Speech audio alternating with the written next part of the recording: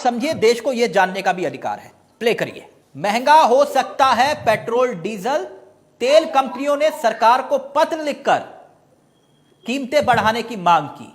अब आगे देखिएगा, समझिएगा क्या कहती है तेल कंपनियां। तेल कंपनियां यह कहती हैं कि हमें पेट्रोल पर 10 रुपए लीटर और डीजल पर 25 रुपए लीटर का घाटा हो रहा है।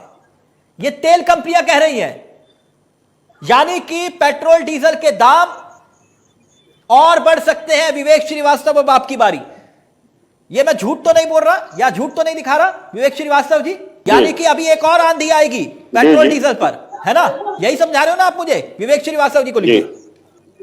पेट्रोलियम कंपनियों की डिमांड हो सकती है, लेकिन भारत सरकार ने सदन में जो बयान दिया उसको भी उसके परिप्रेक्ष्य में देखने की आवश्यकता है। आपके तो हाथ में नहीं है। आप लोग कह रहे थे कि पेट्रोल डीजल के दाम हमारे हाथ में नहीं है, तेल कंपनियां तय करती हैं। ठीक है, मैं आपकी बात से सहमत हूं। पेट्रोलियम कंपनियां ये दाम तय करती हैं, लेकिन भारत सरकार ने इसमें कहीं ना कहीं अपनी भूमिका निर्वहन करते हुए हमको अभी बहुत बड़ी आंधी से बचा रखा है। श्रीवास्तव, ये वाला आंकड़ा देखा मनमोहन सरकार में मई 2014 में 414 रुपए का था गैस का सिलेंडर, और आज जो है वो 1000 रुपए पहुंच गया।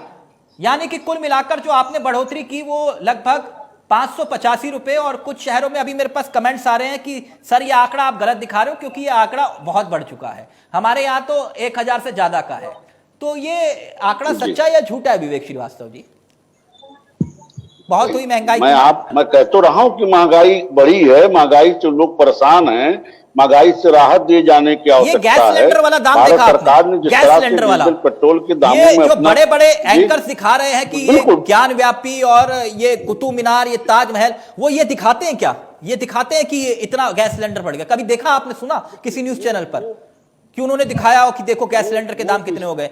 बेरोजगारी पर तो मैं मानता हूं कि वो चर्चा ही नहीं करते होंगे, बहुत पता नहीं महंगाई है या नहीं सबूतों के सामने, आपके सामने। मैं कहता रहा हूं महंगाई है ना, इससे जनता को निजात दिए जाने। वो बयान प्लीज, अमित शाह का बयान है, खूब वायरल हो रहा है। वो बयान मैं आप सभी को सुनाना चाहूंगा। बड़े ध्यान से बयान सुनिएगा और उस बयान की भावनाओं को बस समझिएगा। उस बयान को सुनने के साथ साथ उस बयान की भावनाओं को भी समझिएगा। प्लीज अमित शाह का बयान प्ले करिए। हमारे देश के गृह मंत्री क्या कुछ कह रहे हैं, सुनिए जरा। संवेदनशीलता, छोटे से छोटे व्यक्ति के बारे में सोचना। देश के प्रधानमंत्री के नाते मैं एक छोटी सी चीज का उदाहरण कहना चाहता हूं। एक बहुत गंभीर मीटिंग चल रही थी, उस वक्त मैं पार्टी का अध्यक्ष था। मोदी जी के ऑफिस में मीटिंग चल रही थी। एक मयूर आया और उसने कांच की दीवार पर जोर से अपनी चोंच मारना शुरू कर दिया। 2-3 मिनट तक ये प्रक्रिया चली। मोदी जी ने घंटी बजाई, किसी को बुलाया और कहा कि भाई इसका दाना आज नहीं डाला गया है, जरा चिंता करो, ये भूखा है। देश के प्रधानमंत्री को ये सोच, इतनी बड़ी मीटिंग में आना, ये बताता है कि कितने संवेदनशील व्यक्ति है। गृह मंत्री अमित शाह जी जो बात कह रहे हैं कि मोर के लिए भी हमारे देश के प्रधानमंत्री के दिल में दर्द है, होना चाहिए, अच्छी बात है। मगर मेरा सवाल यह है कि आज की तारीख में आम आदमी महंगाई से त्रस्त है, महंगाई का सामना कर रही है। क्या उनके लिए भी कुछ दर्द है महंगाई को लेकर? तिलक जी, दर्द न होता तो जिस तरीके से विदेशों में पेट्रोलियम उत्पादों का दाम बढ़ा है, उस अनुपात में भारत में पेट्रोलियम उत्पादों के दाम नहीं बढ़े। अच्छा, हमारे देश में किसान नेताओं ने किसान आंदोलन के दौरान यह दावा किया था कि 700 किसानों की मौत हुई, किया था ना? आपने भी सुना होगा। क्या हमारे देश के प्रधानमंत्री छोड़िए, बीजेपी के किसी नेता ने अफसोस जताया उस पे?